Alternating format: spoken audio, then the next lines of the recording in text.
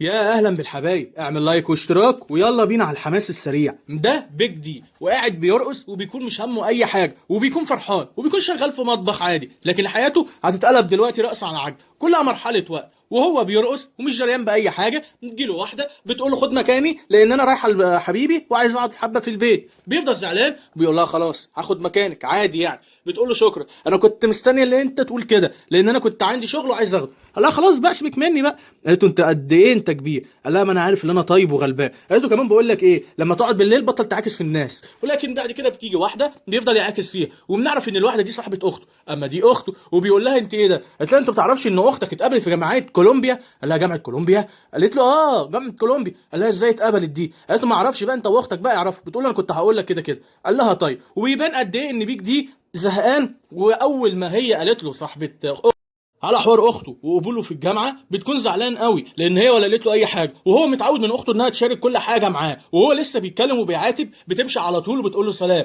وبيبان قوي ان هو زعلان قوي من اخته اللي هي خبت عليه حوار كبير زي ده. بعد كده بيفضل كده يظبط نفسه في اليوم التاني ومش بيبقى فيه اي حاجه. تدخل عليه اخته وبتحاول تفتح معاه كلام، بيقول لها انا عرفت ان انت اتقابلتي وما قلتليش اي حاجه. قالت له انا كمان الجامعه بعتلي ايميل، وبتحاول اللي هي تصالحه، تصوره، تفتح معاه اي حوارات. وبيقول لها خلاص انت انا عارف ان انت ذكيه كده كده وهتعرفي تسلكي في الجامعه، بس كنت المفروض تقولي لي على الاقل اوديك المطار، مش اول ما كده حاجه تحصل على طول تروح. وبيقول لها انا قد ايه فخور بيكي. وبتفضل زعلانه كده بس بتفرح. وبيقول لها كبرتي وعايزه تروحي كولومبيا لوحدك مش تاخدينيش معاكي؟ بتقول له كده كده هاخدك، يعني هتروح فين؟ انا كده كده عايز حد معايا علشان يوصلني المطار. قال لها كده كده انا موجود في الخدمه، ولو عايز اي حاجه هكون معاك، انا كده كده مع بعض يعني مفيش اي حوار جديد. تمام يلا نصور سيلفي. وفعلا بيصوروا سيلفي، بس اللي انا عايزك تاخد منه بقى يا رفيق في الحته دي التاتو اللي هو بتاع اختها لانه هنحتاجه قدام. ايه رايكم في التفصيله دي؟ بعد كده بنرجع وبنلاقي ان كله اتقبض عليه. طب الله ايه اللي حصل؟ وبنلاقي ان اخته اتقبض عليها. الله ايه اللي جرى؟ وبنلاقي فجاه بيك دي بيفضل يزعق ويقول لها اختي اختي، لكن محدش بيعبره، وان اخته كمان عملت فيها اللي هي مش شايفاه.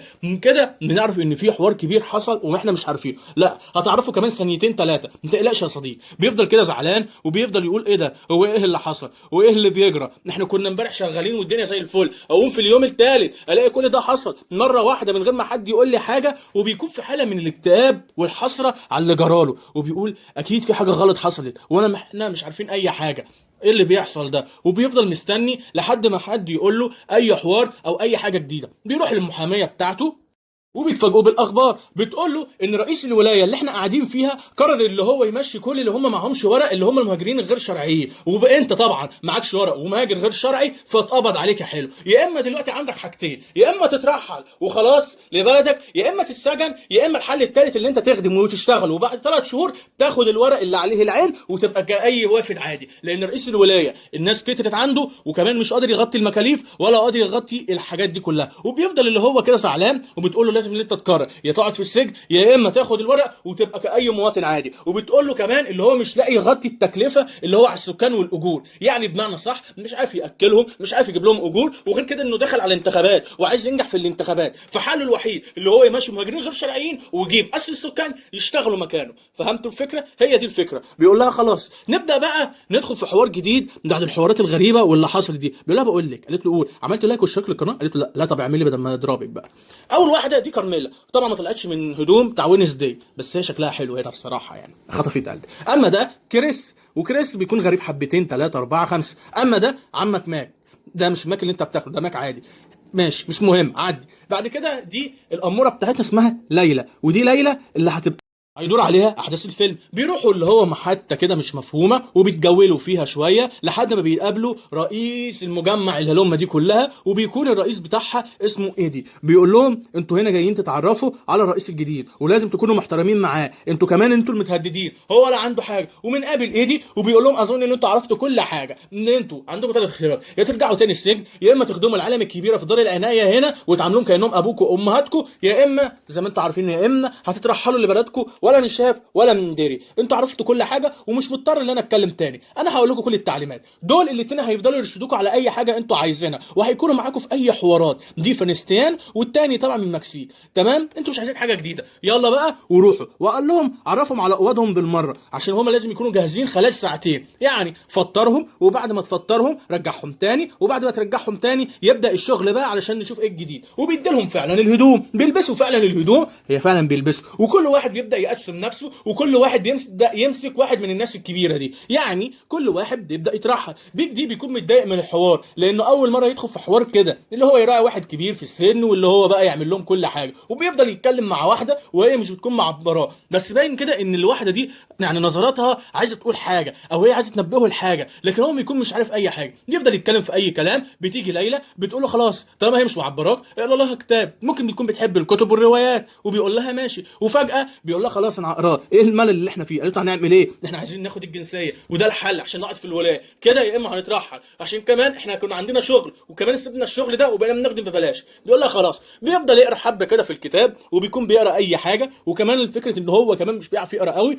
بتلاقي فجاه ان الولايه بدات تعيط، وبتقول له هتموت هنا، الحقني اوام، الحقني اوام يا بيك دي. وبيكون مستغرب، قال لها انت عرفت اسمي منين؟ قالت له الحقني اوام يا بيك دي، مش هقدر اقول لك غير كده. قال لها ايه ده؟ وفجاه بيحنقوها، وبيجي الراجل بياخده بعيد، وبعد كده بينيموها، وبياخدوا الست دي بعيد عنه. وبيكون في حاله من الاستغراب، بيقول ايه ده؟ ايه اللي بيحصل في المكان الغريب ده؟ وازاي ان واحده كبيره عرفت اسمه بالسهل كده، وعرفت هو بيعمل ايه وجاي ايه، وبتقول له اللي انا كان معاك. بعد كده بيقعد على الاكل، وبيفضل يتكلموا في الحوار الغريب ده. لكن كريس بيكون جاب اخره، وعايز يخلع على طول من مكان. بيقول لهم انا ما اتعودتش اخدم حد كبير، إيه اللي بيحصل ده؟ انا عايز اخلع مكان ما جيت، انا مش متحمل ان انا اقعد هنا. وبيقول لهم انا ههرب، اللي عايز يجي معايا يهرب. لكن بعد كده هو بيهرب، بيمسكوه، وبعد ما يمسكوه بيكهربوه، وبعد ما بيكهربوه بيقدر يخبط يقول الحقوني. قالوا له مين يلحقك؟ وبيكهربوه، وبياخدوه على طول، وعلى طول بيشحنوه. وبيكونوا هم باصين قوي من اللي بيحصل قدامهم ده، وبيكون دي حاله غريبه قوي من اللي بتجرى. وبياخدوه بعيد للسجن الانفرادي عشان يرحلوه. بعد كده بنلاقي ان بيج طالع بالليل بيتمشى عادي، ولا كأن في اي حاجه، وبيكون رايق ومزاجه عالي جدا اكتر من المعتاد. وبيدخل اوضه، ويا ريت ما بيدخل يا صديقي، اوضه في اوضه، شارع في شارع، بيدخل حجره في حجره. بيلاقي الوليه دي بتقول له الحقني، انت حلك الوحيد في ريجن، في ريجن، في ريجن. بيقول لها ايه معنى الجمله دي؟ قالت له هي دي اللي هتقدر تحررك، اوعى امشي على طول، اترحل للسجن، ارجع بلدك، ما تقعدش هنا اكتر من كتير يا بيج، افهمني اللي انا بقوله لك. وبرده بتكون عارفه اسمه. الله، ايه اللي بيحصل؟ بعد كده بنلاقي ايدي بيقول لهم جايز ان انتوا تلاقوا ان كبار السن دماغهم على قدهم، لازم ان انتوا تعرفوا تتعاملوا معاهم، وتكونوا محكمين وصابرين على اللي انتوا بتتعاملوا معاه. مش كل حاجه الاقي واحد اخترق لي القواعد بالليل، وانت لو اخترقت القواعد بالليل هضطر ان انا اسجنك. انا بقول لك اهو، انا ما عنديش اي خيارات تانية غير كده. انتوا جايين هنا عشان مصلحتكم، مش عشان مصالحي ولا تقربوا نظام. وبيقول لهم يلا شوفوا شغلكم بقى. تفضل تضحك عليه، وبعد كده بيمسك راجل كبير بيفضل يلف بيه كده حبه شويه تلاتين. بعد كده بيجي الراجل بيقول له المعلم ده راجل غريب وعجيب. قال له ده بيعد اي حاجه يلاقيها قدامه. وبيفضل بيك دي مش فاهم، بيقول له بص حتى شوف كده. بيحاول اللي هو يتريق عليه، وبيحاول يمد ايده. فعلا الراجل بيبين حركه عدائيه. وبيك دي بيتكلموا بيقول له ما تعملش كده في حد كبير، انت مالك؟ اقدروا اخوك يا جدع، ايه الخنزره اللي انت فيها دي؟ وبيفضلوا هما الاثنين يتكلموا مع بعض، وباين كده ان هيكون في شد في الكلام. قال له لو عندك حاجه اعملها، انا اقدم منك هنا، وممكن ارحلك من هنا من بكره. ايه رايك؟ تحب تجرب ولا لا؟ انت ايه يعني؟ بعد كده بيجي القائد اللي هو ايدي، وبيمشي الاثنين عادي جدا ولا كأن في اي حاجه. وبيظهر له قوي ديك دي. وبعد كده بيربط الراجل، وهو بيربط ولا عليه ولا بيه ولا باي حاجه خالص. مره واحد بيعضه كبير، بيفضل يعضه ماسك في دراعه مش عايز يسيبه. وهو بيعضه بيقول ايه ده؟ ايه اللي بيحصل؟ وبيدخل في غيبوبه. بيقوم من الغيبوبه وبيكون مش دريان باي حاجه جنبه. بعد كده بيبص شمال في يمين، بيقول ايه ده؟ هو ايه اللي حصل؟ بيلاقي اخته جنبه، وبيفتكر ان اخته متعينه في دار المسنين بانها ممرضه. لكن يا ريته ما عرف. تقول له خلي بالك فوق، لان رحلتك طويله جدا، وهيبقى في عندك حوارات كتير. وهوبا المشهد بيختلف فجأة كده، بيلاقي دم من كل ناحية. بيقوم من النوم اوام وبيكون مخضوض، وبيقول لها انا حلمت حلم جديد. قالت له غريب، جديد، غريب، عجيب، مش مهم، انا معجبه بيك. قالت له يلا اتفقنا على كده على ميعاد وخرجني. وبتبدا تكلموا على اللي هم يتعاملوا مع المدار المسنين، ويتعاملوا على الحوارات الغريبه دي، ولازم اللي هم يكونوا صابرين علشان ياخدوا الجنسيه، والحوارات اللي بتدور عليها احداث الفيلم. خلي بالك يا رفيق، الفيلم كله مش بيدور كده، في حوار ده وينزداي المتنكره في كارميلا وبتقول هو فين كريس، وبيكون خايف ميك وبتساله من كريس فين، راح فين ولا خدوه فين؟ قالت له ده اترحل لبلده مره تانية. بتقول له ايه ده اترحل اوام كده، وبيكونوا متفاجئين قوي. قال لها يعني يعمل غلطه يترحل على طول؟ قالت له هو النظام كده. قالت لها طيب. وبيكون في نظرات تحدي ما بينهم هم كلهم، وباين كده ان في حاجه غريبه بتحصل في الدار المسنين ده ومحدش بيكون قاطع عليها ولا حد فاهمها، لكن هنعرفها كده كده. بعد كده بنلاقي عمك ميك واخد الوليه دي وبيلففها وبيقول لها اهو قعدت جنب زميلك، وبيحاول اللي هو يعاملها باحترام ولا كأن في اي حاجه، لكن بتبان ان الوليه بتكون زعلانه او خايفه من حاجه، وبتكون بتبص شمال ويمين وبتكون خايفه. وفجاه الراجل العجوز اللي كان ميت بيصحى مره واحده وبيقوم بيطرقع في صوابعه، بتكون خايفه قوي من رده الفعل. ميك بيحاول كده اللي هو يشوف ده ايه اللي بيجرى ومش بيلاقي اي حاجه جديده. بيقول لها تمام الراجل ما فيهوش اي حاجه، وهما الاثنين بيبصوا لبعض وبتقول ايه ده في حاجه غلط بتحصل. ايه اللي بيجرى؟ قال لها في حاجه انا مش فاهمها. الراجل بيقوم منين كده؟ والراجل بيكون قام ولكن بيحسس على نفسه مفيش اي حاجه، بيكون النبض بتاعه قاطع. بيرجع تاني بيقول لها فعلا ده النبض قاطع مفيش اي حاجه جديده، وبيقول لها ولا في اي حاجه، انت بتخوفيني ليه يا حاجه؟ ده انا اساسا خايف خلق. وفجاه الراجل بيطلع مره واحده وبيكون مكي خايف قوي، والراجل جاي يضرب اي حد يقف قدامه، او بمعنى صح اي حد هيعترض طريقه هيطلع على اللوبي، وبيتحول وبيتشكل شكل كده غريب مش مفهوم، وكل حاجه بتدور، والراجل بيرجع كده بطريقه مختلفه، وبتكون الست دي خايفه منه قوي. شوف كده حتى ده الراجل كبير ايه، ده الراجل عنده لياقه بدنيه انا ما عنديش. ايه يا عم كل اللي انت بتعمله ده؟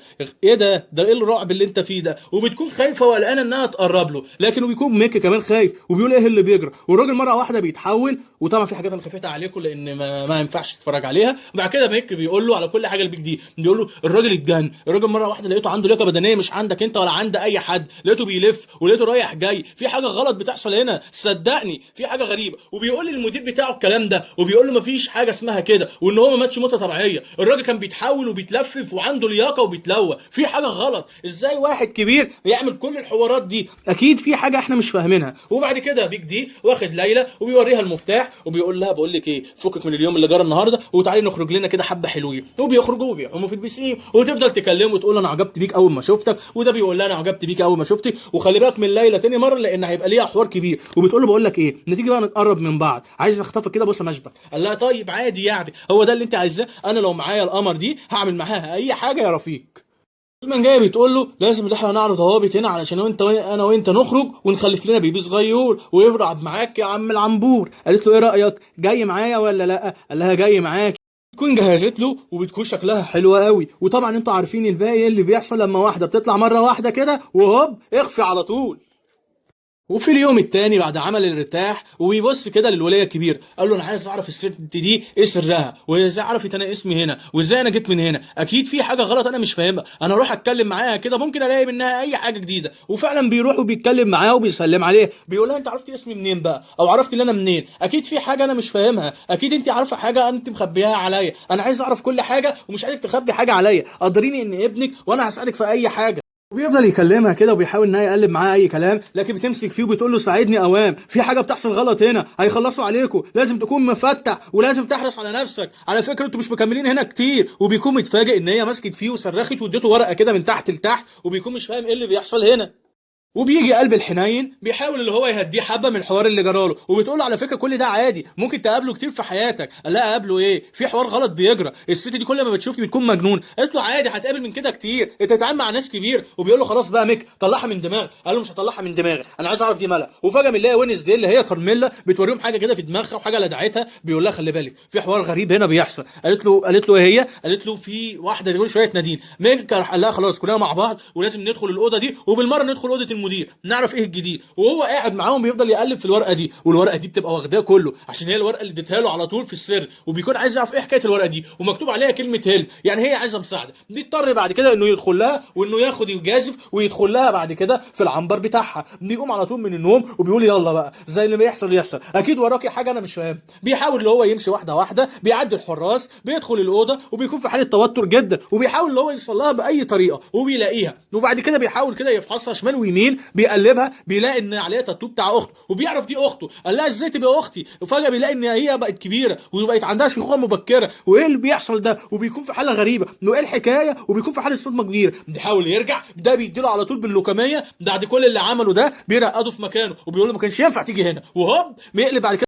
وان اصحابه بيحاولوا ان هم يدخلوا المكان باي طريقه، وبتقول لهم احنا هنقسم نفسنا في ايه انا وميك هنروح بعيد، ولكن ميك بيكون خايف. قالت له بطل بقى خوف بقى وجبن. قالت له ايه ده بقى، لازم تدخل معايا علشان عايزين نعرف ايه الجديد وايه اللي بيحصل هنا، عايزين نعرف كريس فين، وكمان بيك دي كمان بقاله كتير مش بيجي. قال لها انا بخاف من الخيال. قالت له اقعد بقى وخليك راجل مره في حياتك. دي طبعا مليان ازاي اللي بيتكلموا وبياخدوا بيروحوا المكتب. قال لها لو حاجه حصلت لي هيبقى في ذنبي. قالت له يا عم بقى روح بقى، زهقتني معاك بقى. بعد كده بيقعد بيفضلوا يدوروا في مكان كتير كده ويفضلوا يفحصوا. بيقول لها ايه ده استني انا لقيت خريطه. قالت له خريطه ايه ده يا اخويا؟ قالت له لا انا في خريطه. قالت له طب وريني كده الخريطه. قال لها بقول لك ايه، مش بيقول لك ان المفتاح، عشان الكروف طبعا المدير كان بيقول لهم ان المكان ده بس، لكن هو بعد كده بيجيب المفتاح وبيحاول هو يفتح الدرج، وبيفتح الدرج وهي بتقول له اخلص بقى خلينا نعرف ايه حوار الخريطه دي. لا خلاص هوريك الخريطه، وبيطلع الخريطه، لكن بيلاقي ان في مكان تحت بدروم متداري اسمه فيرجن. وفيرجن ده الست اللي قالت لهم من اول الفيلم ان ده مكان غريب ومحدش قال عليه اي حاجه. قال لها خلاص مكاننا الوحيد او طريقنا الوحيد ان احنا نروح المكان الغريب ده. بيطلع من الحوار اللي هو فيه ده وبيكون باصص للكل وبيكون خايف وبيقول ايه اللي بيحصل هنا، وفجاه بيكلم واحد كان قاعد معاه في نفس الترابيزه وبيلاقي انه كبر، وهو حتى بيبان عليه الكبر. قال ايه ده، هو ايه اللي بيجرى هنا ده، احنا زي كبرنا مره واحده كده من غير اي تقدمات. قال هو ايه اللي بيجرى هنا، بيفضل يبص شمال ويمين مش بيلاقي اي حاجه جديده وبيكون في حاله رعب. اما الاثنين دول بيحاولوا هم يوصلوا باي طريقه، وميكي بيقول لها كل حاجه وبيقول لها في مكان سري اسمه فيرجن. قالت له فيرجن ايه يا مجنون. وبعد كده بياخدوا الراجل بيقول له المكيف ده اطلع صلحه لي. بيقول لها الحقيقه اوام قبل ما يحصل له اي حاجه. لكن بعد كده بيجي الراجل وبيطلعه من المكيف وبيقول له المكيف ده انا عايزك تصلحه لان المكان بقى حر جدا، وهو بيكون زعلان ومش فاهم هو هيعمل ايه. قال له خد المفك اهو واطلع فوق وخلص على طول. ولكن ميكي بيكون حاول يعني عايز يلغي مع الثانيه دي، لكن مش بيبقى في اي حل. وبعد كده بيفضل باصص وبيقول مكيفات اخيرا هبقى مكيفات، وبتحاول طبعا وين ازاي اللي هي تصلح، وطبعا بتقول له ايه الكلام ده، لكن الراجل عجوز بيزقها وبيكون عايز يخلص على اي واحد فيهم باي طريقه، وبيكون متفاجئين قوي من رد الفعل وبتقول هو ايه اللي بيحصل. وفجاه مره واحده المعلم نيك بيقع من فوق وبيجي الظابط بعد كده بيشيله، وبنحاول نلاقي ان المعلم ديك دي بيحاول هو يهرب من اي حته او من اي مكان، وطبعا بيكتب الكود السري بتاعه اسمه فيرجن. وبيحاول اللي هو يكتب لكن بيكون مش عارف يتعامل قوي مع المكنه الغريبه دي، بيبص شمال ويمين لانه بيكون خايف ان في حد مراقبه، وبيكتب فعلا الاسم وبيفك، وفعلا بيعرف يطلع يجري على طول وبيعرف اللي هو يهرب على طول. واول واحده بيروح لها المعلمه ليلي وبيقول لها الحقيني في حاجه غريبه بتحصل هنا، انا عايزك تكوني معايا يعني هيخلصوا علينا كلنا، انا مش عارف ايه اللي بيحصل هنا. قالت له ايه ده انت ايه اللي كبرك كده. وفجاه بنلاقي الراجل بيقول له ارجع ورا بقى، وفجاه بنلاقي بيقول له انت لازم ترجع معايا ما ينفعش تطلع كده. وبنلاقي على طول ليه راح بتحقنه بالمده وبتقول له ايه ده انت وقعت انت كبرت مش هتعرف تعمل اي حاجه، انا اللي عامله كل الكلام ده، انت ما بتعرفش الا انا هنا واخده سهم كبير قوي. وخلي بالك انا عمري ما حبيتك، ما ينفعش احب عينتك دي عينه المهزوزه دي، وخلي بالك بقى خليك مطيع وحلو كده. وبعد كده بيقوم بيلاقي اللي هو متسلسل من اول وجديد، بيقول هو ايه اللي بيجرى هنا او انا ايه اللي جابني هنا تاني. وبيحاول ان هو يفك نفسه لكن مش بيعرف، وبيقول انا ايه اللي جابني هنا تاني او رجعني هنا تاني، في حاجه غلط بتجرى هنا انا مش فاهمها، وازاي كبرت مره واحده كده، حد يفهمني او حد يقول لي اي حاجه. وبيفضل يزعق وبيحاول يفك نفسه، بيلاقي واحد بيقول له خلاص بقى ايه ده شويه عشان تعرف ايه اللي بيحصل. وبتيجي ليلي وبتفضل اللي هي واقفه قدام، قال له انا اقول لك كل اللي بيحصل بس هنرقص حبه شويتين ثلاثه كده علشان نخنزر عليه. قال له بس يا حبيبي الحكايه بما فيها انا وليلي فاتحين المجان هنا اي المهاجرين اللي هم غير شرعيين عشان نغطي تكلفه اللحمه والفراخ بنضطر اللي احنا نكمبركم عن طريق هرمونات معينه، وبعد ما بتكبروا توصلوا لمرحله الشيخوخه وبعدين انتوا بتموتوا. بعد كده احنا بنفرمكم زي لحمه الفراخ كده او اللحمه المفروم علشان نقدر نغطي على السكان. بتقوم بعد كده وينزداي اللي هي كارميلا يعني وبيجي لها مفتاح من فوق عن طريق مين ماك، وبعد كده بتقول انا اكيد هدخل اوضه المدير لانه بيعرفهم على اوضه بتاعت اسمها فريجن. وبتفضل تدور كده مش بتلاقي اي حد في المستشفى، بتدخل شمال ويمين بتلاقي اللي بيعدي من هنا اللي بيجي من هنا وكله في حاله توهان. بتدخل الاوضه بتفضل تفتش فيها مش بتلاقي اي حاجه، وبتلاقي اوضه طبيعيه جدا، لكن بيفتكر ماك انها ورا الازاز على طول. بتمسك اي كرسي وبتقول هو حلها في الكرسي ده يا انا يا الكرسي، وبتمسك الكرسي وزي ما بتيجي زي ما انتوا فاهمين لقيت فجاه حاجات غريبه بتحصل قدامها، ولقيت ان في اوضه تانية متغميه وواحد على طول بيخطفها، ويا ريتها ما كانت فتحت لانها اتخطفت على طول. وبتقول ايه اللي بيحصل ده. بعد كده بنلاقي ان ليلى بتقول له انت اختك كده كده موجوده لكن كده كده هتتعمل لحمه مفرومه علشان نغطي تكاليف الناس، والناس حابه طعم دار المسنين جدا، يعني الهرمون دي بتدخل في جسمكم بتكبركم، واختكم اللي انا كبرتها لكم. وخلي بالك دلوقتي حالا بيخدروا وينزداي اللي هي كارميلا اللي انت كنت معتمد عليها، يعني كلها مرحله وقت، انتوا الثلاثه هيتخلصوا عليكم وهنعمل لكم لحمه مفرومه. وبتكون فعلا دماغها رايحه خالص، وهنزود المبيعات المبنى ده، وكل شويه الحكومه هتبعت لنا ناس اللي احنا نحاول نكيفهم عشان يطلعوا مصلحين، لكن احنا بنغطي تكاليف الهمبرجر والفراخ عن طريقكم انتوا. وفعلا وينزداي بتكبر وبتكون قاعده جنب بيك دي دي وبتقول له ايه اللي بيحصل فينا ده، انا كمان كبرت. قال لها على كل حاجه وعلى كل حاجه بتحصل، وانهم بمعنى اصح مستنيين اللي هم يتفرموا بلحمه مفرومه. قال لها بقول لك ايه، الطريق الوحيد عشان نخلص من هنا ان انا وانت هنعمل خطه. وفعلا بيقوم من مكانه، بيفضل كده يصفر وبيفضل يزعق كده، وكله بيكون عارف هو هيعمل ايه. وكل مره واحد بيقوم وبيعملوا دوره حوالين الناس اللي كانت اخدتهم واللي هي كبرتهم واللي حنقتهم بالماده الغريبه دي، وبيكونوا باصص لهم بغل. وعلى طول بيبدا العراك من غير اي مبادرات، وكله بيتخانق مع كله وبيقول لهم لازم نمسكهم، وبيحاولوا يدوا اوامر لكن مفيش اي حاجه. طبعا بيج دي يخلع على طول وبيطلع يجري. قال لهم لازم نمسك بيج دي. قالت له الظابط هو هيمسكه، خلينا في الفوضى دي. وعلى طول الظابط بيدخل معاه في عركه، وبيج دي بيضرب من ناحيه، الاثنين بيضربوا بعض، لكن بيج دي عرف اللي هو يكتفه وعرف اللي هم يتخلصوا منه. بيجي بعد كده ميك بيخلص منه وبيخنقه وبيقول له كده خلصنا عليه، وكل واحد ماسك في واحد وقاعد بيضربه فيهم، وميك طبعا بيخنق فيه لحد ما فعلا عرف اللي هو يخلص عليه. بياخد بيج دي وبيحاول اللي هو يوصله بره لان كده المكان ما بقاش حلو، لكن هو بيقرر انه يدخل يخلص كريس. لكن بعد كده بيمسك بعد كده الراجل ده وبيفضل مكتفه. كريس بيقوم من القومه بتاعته بيتحول عليه بيخلص على الراجل ده. طبعا مش هوريك المنظر لانه كان منظر مش حلو، لكن انت اعتقد في اللي فات وقول اللي هو خلص عليه. بعد كده بيقوم، وبنعرف بعد كده بعد ما قومها ان الحكومه هتلاقي حقنه مضاده عشان ترجعهم من اول وجديد، وان هم اكتشفوا عليهم واللي هم قبضوا على رئيس الولايه على اللي هو كل اللي بيعمله من الضرر ده، وقبضوا عليه وكل حاجه هترجع تمام وسليمه. اعمل لايك واشتراك. كانوا معكم زياد خلف الله، اشوفكم في فيديو جديد، يلا مع السلامه.